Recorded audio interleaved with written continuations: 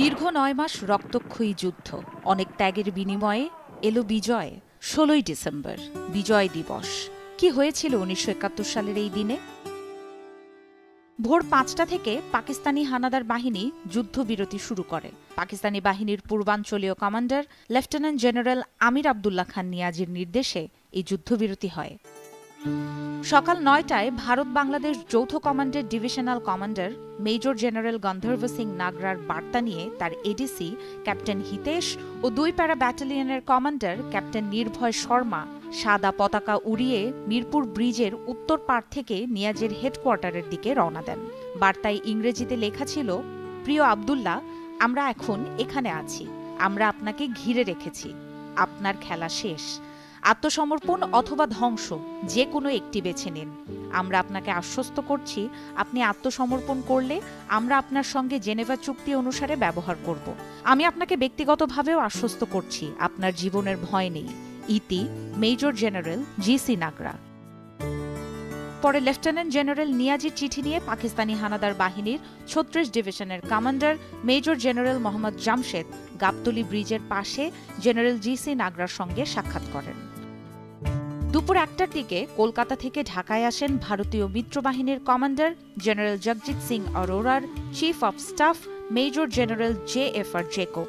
এরপর পাকিস্তান সেনাবাহিনীর পূর্বাঞ্চলীয় কমান্ডার হেডকোয়ার্টারে চলে আত্মসমর্পণের দলিল তৈরির বৈঠক। বৈঠকে উপস্থিত ছিলেন পাকিস্তানি বাহিনীর পূর্বাঞ্চলীয় কমান্ডার লেফটেন্যান্ট জেনারেল আমির আবদুল্লাহ নিয়াজি, মেজর জেনারেল রাও ফরমান আলী এবং মেজর জেনারেল মোহাম্মদ জামশেদ। যৌথ বাহিনীর পক্ষে ছিলেন major general J F R. Jacob, major general Gandharva Singh Nagra. বৈঠকে যেসব সিদ্ধান্ত নেওয়া হয়েছিল: আত্মসমর্পণের দলিলে সই করা হবে, সই করবেন ভারতের পূর্বাঞ্চলীয় কমান্ডার ও যৌথ বাহিনীর প্রধান লেফটেন্যান্ট জেনারেল জগজিৎ সিং অরোরা এবং পাকিস্তানি বাহিনীর পূর্বাঞ্চলীয় কমান্ডার লেফটেন্যান্ট জেনারেল আমির আবদুল্লাহ নিয়াজি। আত্মসমর্পণ করলেও তখনই অস্ত্র সমর্পণ করবে না পাকিস্তানি বাহিনী। ১৬ই ডিসেম্বর কলকাতায় অবস্থানরত প্রবাসী বাংলাদেশ সরকারের প্রধানমন্ত্রী তাজউদ্দিন আহমদ মুক্তিবাহিনীর deputy chief of staff group captain A K. খন্দকারকে ডেকে ঢাকায় আত্মসমর্পণ অনুষ্ঠানে থাকার নির্দেশ দেন।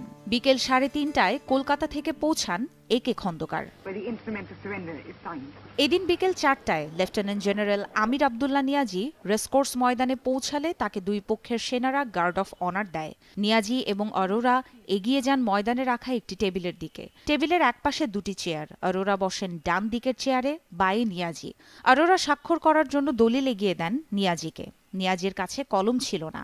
ভারতীয় এক কর্মকর্তা তার কলম এগিয়ে দিলে পরাজয়ের দলিলে স্বাক্ষর করেন নিয়াজি। পৃথিবীর ইতিহাসে এই প্রথম একটি নিয়মিত সেনাবাহিনী জনসাধারণের সামনে আত্মসমর্পণ করে। দলিলে স্বাক্ষর করে নিয়াজি আনুষ্ঠানিকভাবে স্বীকার করে নেন স্বাধীন সার্বভৌম বাংলাদেশ রাষ্ট্রকে।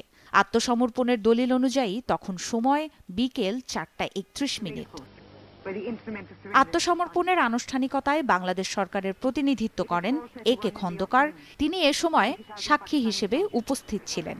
সাক্ষী হিসেবে আরও ছিলেন ভারতীয় চতুর্থ কোরের কমান্ডার লেফটেন্যান্ট জেনারেল সাগত সিং, পূর্বাঞ্চলীয় বিমান বাহিনীর কমান্ডার এয়ার মার্শাল হরিচাঁদ দেওয়ান এবং ভারতীয় পূর্বাঞ্চলীয় কমান্ডের সেনাপ্রধান মেজর জেনারেল জে.এফ.আর. জেকব। এই আত্মসমর্পণের মধ্য দিয়েই বিশ্ব মানচিত্রে জায়গা করে নিয়েছে স্বাধীন বাংলাদেশ।